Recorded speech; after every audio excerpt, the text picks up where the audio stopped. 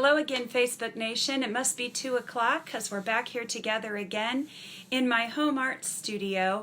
I'm doing that somewhat annoying for your visual filming with my camera because I am going to turn it into a document camera so that you can see what we're going to do today extremely well. So we're going to do that sort of strange thing where I chat with you for a moment and then I'll have that flip the camera view and set up my digital presenter and work from there. So today's artist that we're discussing in our long line of artists that have survived struggles, not necessarily similar to the ones we are going through now as a country and a nation and a household, but similar struggles when it comes to just trying to overcome difficulty. And today's artist that we're going to discuss is one of Walt Disney's favorite illustrators for Walt Disney Company, and her name is Mary Blair. Mary Blair is a watercolor artist that comes to us out of the 1930s. The watercolor school she attended in California is where she met her husband, also an illustrator and a watercolor artist, definitely worthy of fine note. They both ended up working for the Walt Disney Company as it was necessary because they could not sell their own artwork when the Great Depression really hit. So they went to work painting other people's ideas. This did not settle well with Mary Blair at all. She really wanted to do her own touches, her own creativity. She did not care for the lack of creativity, seemingly, when it came to painting someone else's work. And that's why I remind my artists in my classroom that we study artists to figure out their style. And when we are trying their style, that's exactly what we're doing. We're not copying their style so that we can then turn around and call it our own. We know that that's illegal. We also know that that's not exhibiting our own creativity. So when we study Mary Blair today and we try her style, it's once again an effort to learn and discover more about your own. Mary Blair's style is very evident when you investigate her and her work with me and then go back and look at especially Cinderella, Peter Pan, and Alice in Wonderland. You will find an almost whimsical, young, childlike look to her very two-dimensional drawings and watercolors. She's most notably famous for using shape in every form possible with that mid-century modern look that you find in all kinds of Frank Lloyd Wright architecture, and you find it in a great many homes now because it's coming back. So with that in mind, we're going to look at a few of her artworks because very likely you have seen her work, especially if you have been to the It's a Small World exhibit that was entirely designed by Mary Blair. If you stayed in the Contemporary Hotel on the Disney property, you've also seen her extremely large mural of the Grand Canyon featuring Grand Canyon animals, wildlife, and children basically playing and living in and around the Grand Canyon. That mural was her last artwork before she passed away in 1978, but it is still extremely evident in much of Disney's work. When you look at things like the opening credits of Monsters, Inc. and other post-Mary Blair distributions by Disney. So let's take a look first at some of her work. I do not have a book of hers. I do have, this is one of her watercolors from Alice in Wonderland, and I probably did not need to tell you that. This is the Grand Canyon mural that I mentioned before. This is our focus for the day, and It's a Small World castle. You can identify, I know you can if you're one of my leopards, those shapes that we've talked about on many occasions when we have discussed shape as an element of art. And it looks like my friend from my hometown, Greg, is watching. Welcome. And it looks like my former student, Anna, is watching. Maybe her daughter is watching too. In that case, welcome to both Anna and her daughter. This is it's a Small World castle. If you have a really good eye, you can probably tell that this is Sweden's Small World castle painting. And with these shapes and almost building block looking drawings in mind and paintings in mind, that's how we're going to begin our Mary Blair style castle. I'm going to get my document camera set up. And because I'm turning my phone into a document camera, it doesn't have a particularly wide view. So I will be sliding my work back and forth in an effort to make sure you can see it greatly. I took a square of lightweight cardboard I had. This is not a particularly lovely color of yellow, so I decided I would use some of this scrap because it contrasts, or it looks different than my drawing surface. I didn't want to use the white cardboard scraps I'd used in the past 2 days because it's difficult to see them on the white paper I'm also using. So you do not have to use yellow cardboard. I cut a square that is 4 inches by 4 inches. You don't have to measure. I just found it a little easier to divide this up into the other tracing shapes I needed. So then I cut it in half. That gave me 2 rectangles. I cut 1 rectangle in half, giving me a square. And then I cut the remaining square in half, giving me 2 triangles. This actually is an extra that I don't truly need. So I had plenty of tracers to start building my castle. You can tell by matching up my tracers with what you see how I already started to build my Mary Blair style castle. I didn't trace that full rectangle because I wanted to overlap as a way of making it look like it is behind this first tower. That is about all of the distance or three-dimensionality or 3D look Mary Blair would have given her art.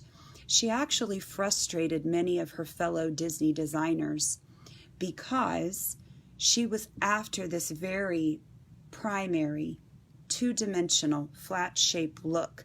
And we all know that in animation, things look 3D. They look like they can move and twist and dance. Even Pluto the dog dances. So to take something two-dimensional and make it into live action was certainly a challenge for the people with whom Mary worked. The other elements of art we find in this are, of course, line, because it takes line to create shape. We also find a color palette. And in the examples I showed you, I'm sure you could tell that Mary chose a color palette of 5 or 6 colors. She almost always used white for strong contrast. Don't forget that that means difference. I chose these 4 colors plus the white of my paper as my color palette. I often think of Mary Blair's colors as candy colors. There's a great amount of candy wrapper colors, a great amount of colors that I also see in the first original Willy Wonka movie of Charlie and the Chocolate Factory.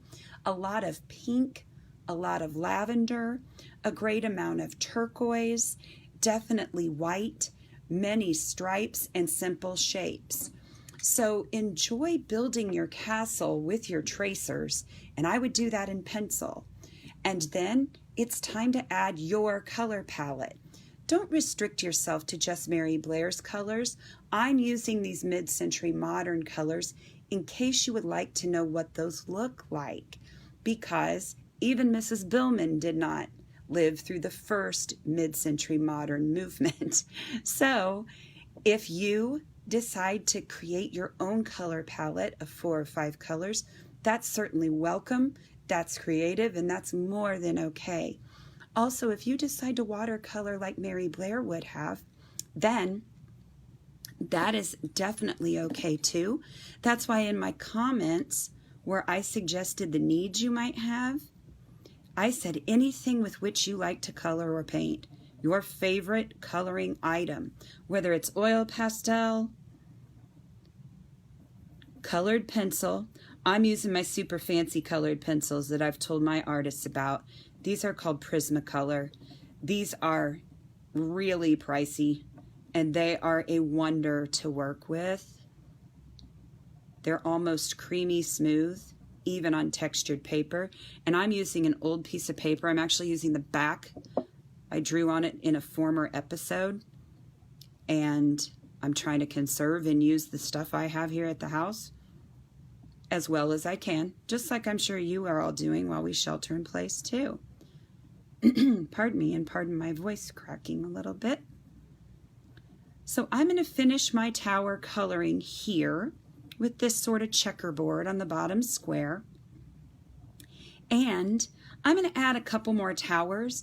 I really enjoyed sort of winding my way through with my eyes.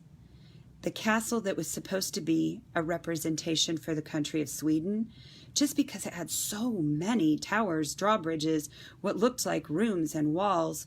And so I want to add a few more. I kind of like that packed with art look of Mary Blair's.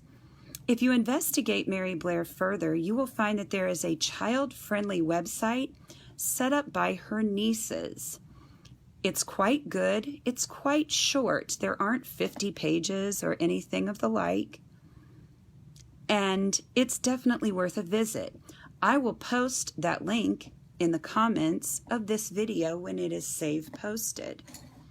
To add a few more towers, because you might be able to see, yes, I'm sure you can, where my Sharpie from the drawing I did in another episode on the back of this, the Sharpie kind of started to show through. And that's what Sharpie does. But I'm going to add a tower that's sort of peeking out from behind, this smaller tower in front, and this tall center tower. Now when I color, I'll be able to hide that Sharpie that went through, and then I'll have a double-sided artwork. Because I didn't use that full rectangle tracing, I'm not going to get my square directly onto that rectangle, and I want it to appear as though it's layered behind. This is the easiest way to show distance or nearly the start of three-dimensional view in art. Overlapping is the first way to show distance easily, especially if you're a young artist or you're an artist just starting out. Oh, it looks like the Fitzgerald ladies are joining us. I'd love to see anyone's results, even if you're not finished. Every time I do a broadcast, I say, please show me your progress. Progress means practice. Practice never makes perfect because not one of us is. However, practice does make better, no matter who you are. Again, pardon me. No matter your age, practice always makes better. And if you've only done a bit, I've showed you my efforts so far. I'm definitely not finished. And if you're one of my students watching, you know it takes me a really long time to get finished. So enjoy your investigation of the art of Mary Blair. Next time you're at Disney, check out her artwork in person by checking out It's a Small World. Yes, parents, I know that song can get annoying. So after you've heard it once, put some earbuds in or some earplugs, but definitely enjoy the art without the music if you find the song to be a bit irritating. And if you happen to stay at the Contemporary Hotel, be sure to check out that Grand Canyon mural of Mary's and look for the very funny five-legged goat. That may have been an accident, it may have been an on purpose, but it's a funny little art surprise if you get to see that mural in person. It's sort of like a scavenger hunt because the mural is very large. So as you choose your shapes and construct your castle and choose your color palette, pause and take a picture of your progress. If you prefer to only post a picture of a finished product, do that too. We'd love to see what you've got to share. And I will see you back here tomorrow at 2 o'clock. Make it a great day, artists.